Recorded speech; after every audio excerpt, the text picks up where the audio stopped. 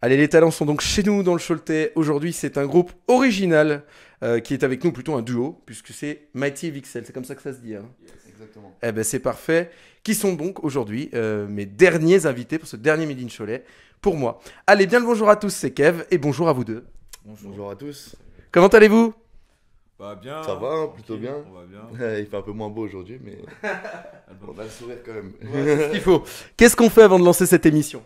Bah, on lance le générique, hein. Eh ben voilà, c'est ça, c'est parti.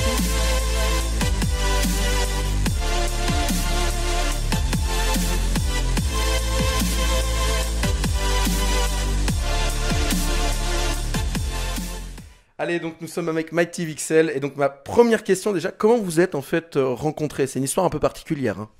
C'est une histoire un peu particulière, ouais, parce que on était tous les deux dans la musique avant, bien avant de se rencontrer.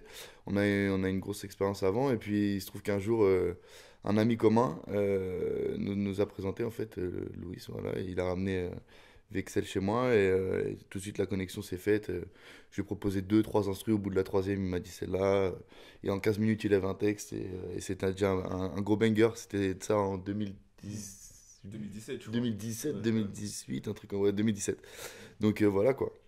C'est ce qu'il faut dans la musique, il faut absolument l'alchimie, hein, parce que surtout entre un producteur et un artiste. C'est obligé. Je pense que aussi bien avec celle que moi, ouais, on a ressenti ce truc-là tout de suite. Ça l'a fait. Ça l'a fait tout de Ouais, suite. et puis, En très peu de temps. les meilleurs succès, c'est avec une alchimie dans tous les cas. Et je crois que ça a été assez d'ailleurs compliqué aussi pour travailler sur l'album, hein. Notamment pas, il n'y a pas que le Covid, mais il y a eu aussi d'autres facteurs, parce que je sais notamment, je crois que c'est toi, Vexel, c'est plus compliqué, tu es en déplacement, tout ça, donc ça a été plus dur. Pas forcément parce que j'ai j'ai j'ai mon mot d'ordre, c'est que quand on veut, on peut. Tu vois, faut juste se donner les opportunités de le faire.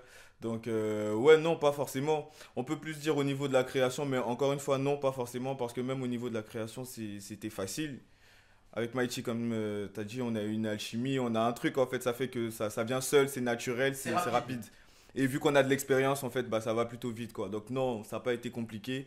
Ça a été plus compliqué de le mettre en place, plutôt de trouver un emploi du temps pour pouvoir se voir et tout, c'est plus ça. Mais sinon, dans la conception même de la chose, non, c'était plutôt facile. C'était déjà vu, en fait. C'est venu naturellement. Donc, Ouais. ouais. Donc vous arrivez à travailler quand vous pouvez pas vous voir en réel, à distance. Ouais, Mighty m'envoie des prods, j'écris de chez moi. Donc ouais, on réussit en fait quand j'arrive, souvent j'arrive, j'ai des sons déjà prêts en fait, 4 Préparé, 5 ouais, 6 c'est ça. sons déjà prêts. Donc ouais, Mm. ouais, on réussit à travailler à distance. Alors, l'originalité, c'est ce qu'on disait, vous êtes un duo, donc producteur Mighty, toi, Vixel artiste. C'est assez rare quand même, on en parlait d'ailleurs en off, de voir ce genre de duo. Ça se fait surtout aux États-Unis, mais en France, j'ai pas beaucoup de noms en tête en tout cas. Bah après, je pense qu'aujourd'hui les gens font un grand amalgame, un ou une amalgame, je sais pas. Un amalgame. Un grand amalgame. Et au niveau du mot producteur, parce qu'il y a le producteur d'artiste et il y a producteur de son. Le beatmaker. Le beatmaker, Le c'est beatmaker, ça en fait. ce qu'on va appeler producer, ouais. Producer, voilà. Parce que ça rentre Et sound designer. donc nous en fait quand on dedans, dit ça. producteur par exemple pour Mighty sur ce projet, c'est producteur son. Ouais, c'est ça. Mais les producteurs même du projet, on est tous les deux producteurs du projet en C'est fait. C'est un peu ça en fait le À délire. 50-50, ouais. voilà. Vraiment, c'est. Donc, C'est une collaboration, ouais, mais ouais, ça se fait très rarement en France. Je pense que ça s'est Mm. quasiment pas encore fait. Enfin, si, à part avec le producteur Core. Mm. Mais sinon, à part lui, Skuna franchement, Skuna et DJ Quick aussi, Youvdi voilà. qu'on fait Mais ils sont vraiment truc rares en vraiment- fait. C'est vraiment des connexions qu'on. Encore, c'était les années 2000 aussi. Voilà, c'est ça en fait, Ouais. c'est ça. C'est eux qui sont venus avec ce mouvement-là en France. Mais sinon, c'est quelque chose qui se fait. Ça ouais. s'était perdu en fait, et Ouais. c'est revenu. Et c'est revenu là depuis peu. Mais franchement, ouais, c'est pour ça qu'on a aussi voulu faire tout un album. C'est que c'est rare. C'est rare, et je pense que ça plaît aux gens. Les gens veulent rentrer dans l'univers de création des artistes. Et des Il n'y gens a pas qui- aussi un problème d'ego en France également des artistes qui veulent vraiment se produire en solo. On voit que tous les groupes en France, pas que les beatmakers avec les artistes, ça ne marche pas. Ça ne tient jamais longtemps. Ego. Oh. Vas-y. Non, non, c'est hyper intéressant. Mais on va pouvoir apporter tous les deux une réponse. Mais non, moi je pense que ego, c'est peut-être pas forcément le mot. C'est que il n'y a pas forcément d'artistes qui déjà trouvent, enfin d'artistes, quand je dis artistes, j'entends d'auteurs, interprètes dans le rap qui trouvent un beatmaker avec qui ils sont à l'aise déjà. Pour en avoir discuté avec Vix, il y a plein de mecs avec qui il a taffé. Il n'arrivait pas à faire transmettre, à communiquer bien ce qu'il voulait. Et moi, pareil, en tant que beatmaker, producteur, j'avais certaines attentes peut-être sur les artistes avec lesquels je collaborais et qui n'étaient pas des clients, tu vois, à qui je vendais pas une prod ou une prestation d'ingénieur du son. qui n'étaient pas au rendez-vous, c'est-à-dire en termes de détermination, en termes de rigueur, d'éthique de travail. Il y en a beaucoup qui croient qu'on est des branleurs. Tu vois, ça se la coule douce, mais non, c'est du taf vraiment acharné. Et c'est pour ça qu'on s'est aussi retrouvés et que c'est possible de faire ça. C'est que, aussi bien, il y a beaucoup de beatmakers qui sont pas prêts à déjà travailler gratuitement dans le but d'une collaboration. Et c'est dommage parce que c'est par là peut-être qu'ils perceraient plus en fait, tu vois. Et qu'il faut commencer peut-être pas, parce que moi j'ai vendu plein de prods avant d'en venir à faire une collaboration avec Vexel qui est avant tout un ami, tu vois, qui est pas que un rappeur talentueux et un bon professionnel. Mais c'est aussi parce que c'est un rappeur talentueux et un bon professionnel qu'on a pu faire ça. Si c'était juste un ami, ça aurait pas marché. Et comment on mélange les univers justement? Parce qu'entre un beatmaker qui a sa vision, entre l'artiste, il y a quand même souvent des fois, peut y avoir quelques petites divergences. Comment on fait pour se mettre d'accord et pour arriver à mélanger ça, à créer une synthèse? Bon, on trouve le juste milieu. Hein. On trouve le juste milieu. Hein. Enfin, le jeu, en fait, c'est qu'on se dise avant tout, on fait de la bonne musique. Donc, si tu as une idée, on le fait, on écoute. Et d'un commun accord, on se dit si ça passe ou si ça passe pas. Enfin, voilà, on réussit toujours à trouver des terrains d'entente. Voilà. Et puis après, bon, voilà, chacun a droit à son petit grain de folie. Mais on réussit généralement à trouver des terrains d'entente pour que la musique soit optimale, en fait, qu'elle ressemble à nous de nos univers. Donc, et surtout, on est tous les deux hyper fans de musique avant tout. On en écoute beaucoup. Et on sait que du coup, même si on a nos parties de taf sur lesquelles on se laisse faire, bah, si VX il va me dire par exemple, je vois bien ça sur la prod, on va essayer, on va le mettre, on va voir. Ça peut tout à fait donner un truc. Si je lui dis tiens, essaie cette voix plus comme ça, il va essayer. Et c'est ça qui donne aussi la richesse du duo, c'est qu'on sait s'écouter et essayer ce que l'autre a envie de mettre sur le son. Ce que l'autre veut faire, pour voir ce que ça donne et se rendre compte tous les deux si ça vaut le coup ou pas. Rassembler les idées. Donc il y a 80 000 vues sur YouTube en cumulé, 30 000 cumulés sur les plateformes.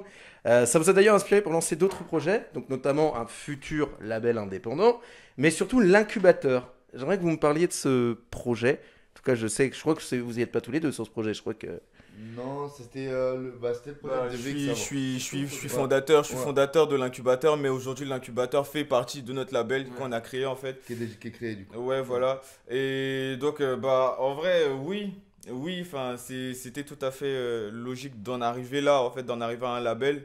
Parce que comme on t'a dit au départ, enfin, c'est pas que le côté artistique, mais c'est que vraiment derrière, tu as des années d'expérience, en fait. Et finalement, on s'est rendu compte que, ouais, pour nous, c'est cool, mais ça serait surtout cool de transmettre aux autres. Et donc, pour revenir sur l'incubateur partait plus ou moins du même élan, en fait, mais c'était plus au niveau musical, montrer les talents, parce que ici, je connais plein de talents qui... Ici comme ailleurs, hein, mais je connais plein de talents qui ont zéro visibilité, qui font même pas ce qu'il faut faire en fait pour se faire voir en fait. Donc moi j'ai décidé de faire un média qui allait les faire voir. Je les convie tous à un seul endroit, chacun vient faire ce qu'il sait faire et voilà, chacun tente sa chance, histoire d'avoir une certaine visibilité et ça s'est bien fait. Aujourd'hui malheureusement on peut pas trop continuer à cause de la situation qui prévaut, mais ça reviendra très très tôt. Donc ouais, le but c'était déjà de montrer les talents au monde, mais surtout maintenant qu'on a un label, c'est de produire la perle rare derrière. C'est de trouver la perle rare, de le développer et qu'il soit beaucoup plus meilleur que nous à notre âge aujourd'hui. Tu vois. Mais justement, hein, les artistes, c'est pas peut-être qu'ils s'ouvrent mal les portes, c'est qu'ils ont du mal à les ouvrir les portes pour trouver un producteur, pour trouver un label. C'est très dur hein, quand même, hein, ce métier-là, de trouver vraiment le moment où la personne qui va faire que ça peut marcher pour nous en fait. Bah faut se donner les chances hein. Comme je l'ai dit un peu avant, quand on veut on peut. Aujourd'hui nous on n'a pas de producteur, notre producteur c'est nous-mêmes. On s'est donné les moyens de le faire, ça a mis du temps, ça a mis le temps que ça fallait, mais on avait un plan. Donc c'est ça en fait, si tu veux vraiment y arriver, faut te définir un plan, c'est pas t'es pas assis chez toi et le truc qui va venir te trouver. Il y a plein de gens talentueux en France, il y en a 10 millions. Mais il n'y a que ceux qui sont déterminés qui arrivent. Un pourcentage dans leur champ, c'est sûr. Et après, en fait, le truc aussi, c'est que il faut se dire que l'artiste qu'on va produire, nous, c'est peut-être lui ouvrir les yeux en fait sur ça. C'est peut-être que lui, il sait pas qu'il l'a pas fait parce qu'il avait la flemme de le faire. C'est qu'il l'a pas fait parce qu'il savait pas qu'il fallait faire ça. Et nous, on va lui ouvrir les yeux sur le fait que tu as un talent. Maintenant, il faut mettre tout un travail, toute une réflexion derrière tout ça. En fait. Surtout lui offrir peut-être un peu aussi de réalité parfois, parce qu'il y a le rêve et la réalité. Et la réalité qui est un peu plus dure, mais rien n'est impossible parce que voilà, tous les deux, comme il te l'a dit, on est nos propres producteurs, on vit de notre musique. Et ça marche. Et ça marche, et c'est pas impossible. Et voilà. Sur des radios nationales, tout ça, on a travaillé dur pour ça. Voilà. Donc aujourd'hui, nous, on prend beaucoup de recul par rapport à ça, mais enfin. pour la plupart des rappeurs qui nous ont vu commencer, c'est quasiment improbable qu'aujourd'hui on entende du VX et Mighty sur Skyrock, sur RBS, c'est quasiment impossible. Donc, mais ce qu'ils ne savent pas derrière, c'est que c'est du travail acharné, aller chercher des gens, tant qu'ils connaissent, tant des connexions. Et franchement, c'est un gros travail. Blanches, mais à la fin, ça paye. Non, mais c'est sûr. À la fin, ça paye. Donc c'est ça, voilà. Beaucoup de taf. Et beaucoup de taf. Ce que je vous propose, c'est de noter sur ce tableau donc 3 mots pour qualifier votre duo en fait. Alors, chers amis, nous allons présenter. Je te laisse montrer ça à la caméra et vous allez nous présenter tous les deux vos 3 mots en fait. Donc voilà, ouais. Donc nous, on a choisi ces 3 mots-là. Ambition, détermination, réalisme. Parce qu'on a eu l'ambition de faire quelque chose. On s'est déterminé pour le faire et aujourd'hui. Le truc il est réel quoi. Voilà, exactement. Ça donc voilà, ça existe et c'est pas si compliqué que ça. Voilà. Appelez-nous si jamais vous voulez. De toute façon, il y aura les réseaux sociaux, tu t'inquiètes pas, il y aura tout ce qu'il faut. Et de toute façon, on peut vous retrouver bien sûr sur les réseaux sociaux. Donc comme on disait avec l'incubateur, mais pas seulement, il y a des pages directement liées au duo. Et surtout la page du label DDM Music. Oui, DDM, très voilà, important. ouais. C'est vraiment ça le centre, de notre collaboration alors qu'il est. Ouais. Alors merci à vous les gars, donc comme je disais sur les réseaux sociaux. Je vais vous laisser donc la phrase de fin pour conclure l'interview. Moi je vais quand même remercier ceux qui nous suivent donc qui m'ont suivi depuis plus de 4 ans sur les Shows.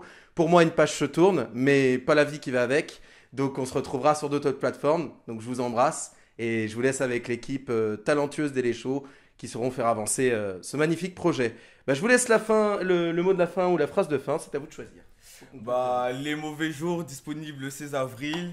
Achetez, précommandez, streamez sur les plateformes, streamez partout, abonnez-vous à la chaîne Les Shows. Merci à eux pour le soutien. On s'en souviendra et puis merci à vous aussi d'avoir regardé cette vidéo. Merci à toi Quentin de nous avoir reçus. Merci à tous, on se voit bientôt en live. Voilà. Avec plaisir.